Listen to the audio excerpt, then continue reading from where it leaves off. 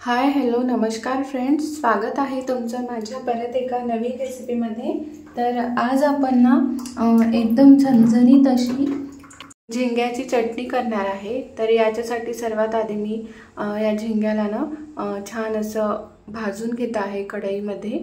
तर बघू शकता तुम्ही हे झिंग्या भाजल्यामुळे ना जे म्हणजे कचरा वगैरे असते ते ना म्हणजे बाहेर निघते आणि आपण छान असं याला निवडून घ्यायचं आहे, मग साफ करून घ्यायचं आहे।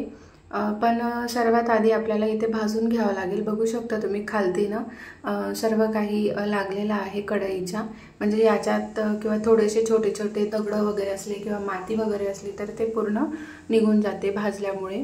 आणि हे सुद्धा छान असं कुरकुरीत होते, भाजी पण छान लागते भाजल्यानंतर। तर आता मी इथे ना गॅस बंद करून घेतलेला आहे आणि ह्या सगळ्या झिंग्या आहे ते झिंग्या मी एका स्ट्रेनरमध्ये काढून घेणार आहे, जेणेकरून आपल्याला धुवायला इझी जाईल। तर मी इथल्या झिंग्या काढून घेतलेल्या आहे आणि आता कढईमध्ये ना तेल टाकून घेते। तर इथे मी घेतलेला आहे कांदा, लसूण, टोमॅटो, हिरवी मिरची आणि कोथिंबीर घेतलेला आहे। तर ह्या स्ट्रेनरमध्ये मी झिंग्या छान अशा धुवून घेतलेल्या आहे 4 ते 5 पाण्याने। तेल टाकून घेतलेलं आहे, तेलाला आपल्याला कडकडीत असं तापू द्यायचं आहे, जिऱ्याची फोडणी देऊन घ्यायची आहे। आणि जिरं जसं क्रॅकल झालं म्हटलं की आपल्याला त्याच्यामध्ये कांदा घालून घ्यायचा आहे। कांद्याला छान असं फिरवून घ्यायचं आहे आपल्याला। कांद्याला जोपर्यंत सॉफ्ट होत नाही किंवा थोडासा तांबूस कलर येत नाही तोपर्यंत आपल्याला ह्या कांद्याला ना फिरवत राहायचं आहे। नंतरच याच्यामध्ये बाकीचं जे इन्ग्रेडियंट्स टाकायचं आहे ते टाकून घेऊया।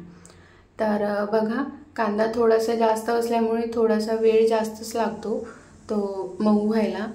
तर बघू शकता इथे आपला कांदा छान असा मऊ झालेला आहे आणि आता आपण याच्यामध्ये लसूण टाकून घेऊया।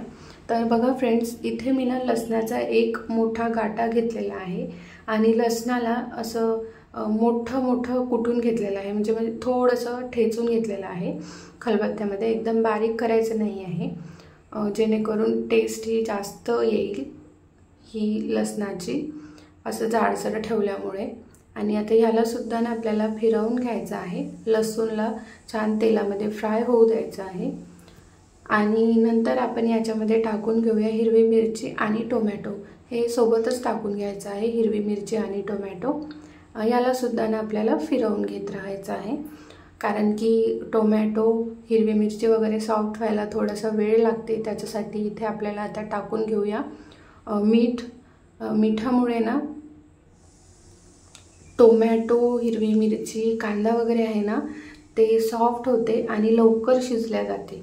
तर मीठ टाकून घेऊया आणि मीठ टाकल्यानंतर आता तिखटसुद्धा टाकून घ्यायचं आहे आपल्याला।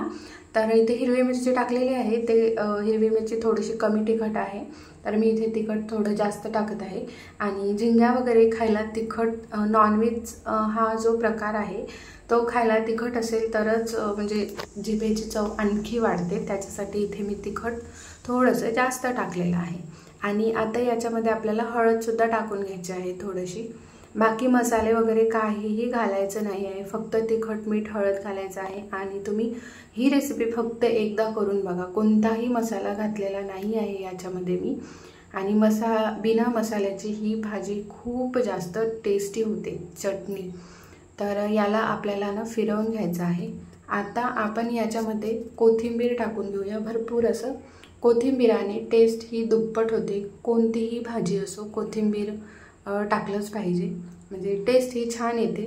आणि आता आपण याला ना झाकून घेऊया कमी गॅस करून, अगदीच 5 ते 7 मिनिटे, म्हणजे जे कांदा, टोमॅटो, हिरवी मिरची वगैरे आहे ते छान सॉफ्ट होईल। आणि बघा 5 ते 7 मिनिटे झाल्यानंतर इथे आपली ही मसाला जो आहे तो छान असा सॉफ्ट झालेला आहे। फिरवून घ्यायचा आहे परत। आणि नंतर याच्यामध्ये आपल्याला जे आपण झिंग्या धुवून घेतल्या होत्या छान अशा स्ट्रेनरमध्ये, ते झिंग्या टाकून घ्यायचे। आपल्याला ह्या झिंग्याने 4 ते 5 पाण्याने धुवून घ्यायचं आहे, थोडंसं असं निवडून घ्यायचं आहे, पाखडून घ्यायचं आहे, म्हणजे त्याच्यातला कचरा हा पूर्ण निघून जातो। आणि बघा आता ना आपण हे फिरवून घेऊया, एवढ्या भारी टेस्टी होते ना फ्रेंड्स, खूप छान होते। म्हणजे नॉनव्हेजलाही मागे टाकेल. नॉनव्हेजची चव वेगळीच असते आणि याची चव वेगळीच असते. आणि बघा इथे आपल्या ह्या झिंग्या छान अशा रेडी होत आहे. तर आता आपल्याला याला छान शिजू द्यायचं आहे. फिरवून घेतलेला आहे म्हणजे झिंग्याला सगळा मसाला हा लागलेला आहे. आणि फिरवूनसुद्धा घेत आहे भरपूर वेळेस. जेवढं फिरवलं तेवढं चांगलंच राहते, कारण की एक एक झिंग्याला हा मसाला लागला पाहिजे. परत ना वरतून आपण थोडीशी कोथिंबीर टाकून घेऊया आणि याला परत ना 10 ते 12 मिनिटे शिजू द्यायचं आहे. म्हणजे अधेमध्ये चेक करत राहायचं आहे, बुडाला वगैरे लागायला नको. त्याच्यासाठी इथे मी प्लेट झाकून घेते. आणि फ्रेंड्स, तुम्ही माझ्या चॅनलवरती नवीन असाल तर प्लीज माझ्या चॅनलला सबस्क्राईब करा, व्हिडिओला लाईक करा, शेअर करा, कॉमेंटसुद्धा करा. तर मी छान छान रेसिपीज अपलोड करत असते, हेल्दी आणि झटपट तयार होणाऱ्या. 10 ते 12 मिनिटे झाल्यानंतर बघूया आपल्या झिंग्या छान अशा रेडी झालेल्या आहे. आणि ही झिंग्याची चटणी ना भाकरीसोबत अप्रतिम लागते. फ्रेंड्स, तुम्ही एकदा नक्की ट्राय करून बघा ही रेसिपी, खूप आवडेल. गावरान पद्धतीची ही रेसिपी आहे. तर आपली ही रेसिपी रेडी झालेली आहे. तर बघू शकता किती छान अशी दिसत आहे. मी आता प्लेटिंग करून घेते. भाकरी आणि चटणी खूप भारी लागते. भेटूया परत. बाय.